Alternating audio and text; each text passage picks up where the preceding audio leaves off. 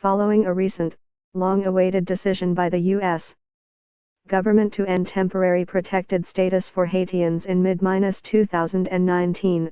Quebec authorities are monitoring the situation but don't foresee an imminent wave of new asylum seekers. Immigration Minister David Hurtel told reporters that while the end of a temporary residency permit (TRP) program that has allowed nearly 60,000 Haitians to live and work in the United States may cause issues in the future, the situation isn't expected to reach the unprecedented levels it did last summer, at least not anytime soon. The U.S. Homeland Security Department announced late Monday the program would be terminated. Haitians living in the U.S. with TRPs, many of whom arrived following the 2010 earthquake, have 18 months to apply for citizenship, or they will be deported. The threat of that program's termination precipitated the waves of people who crossed illegally into Canada from the U.S. to claim asylum last summer, catching Canadian authorities off guard when the crowds began to number more than 200 people a day.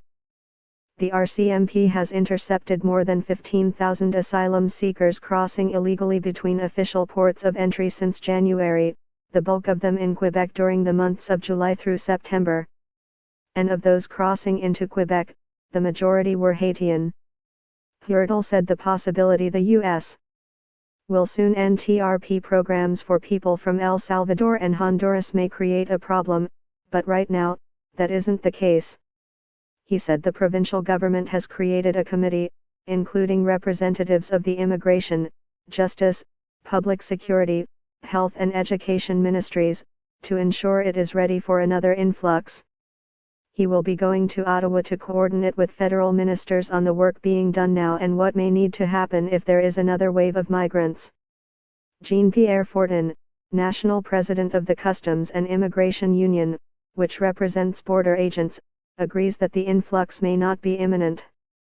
But he doubts those who want to make the trip to Canada will wait until the last minute. Now they have 18 months to get prepared, so hopefully the government will be hiring more resources than we had over the last summer, he said. Right now, there are still 60 to 70 asylum seekers crossing illegally into Canada every day, he said. Fortin expects to see those numbers start to increase again next summer. He said any surge in the number of people seeking asylum could create a ripple effect on wait times at the border right across the country, because agents are being sent to Laval, Quebec, to help out their colleagues there. One Haitian Montrealer is choosing to see it as a glass half full, glass half empty situation. Pierre Emmanuel, morning show host at Montreal's Haitian community radio station CPAM, welcomes the fact that Haitians have been given until July 2019 to prepare for their return to their native country instead of January 2018, as many expected. Emmanuel said this will give them a chance to get their affairs in order before they have to go.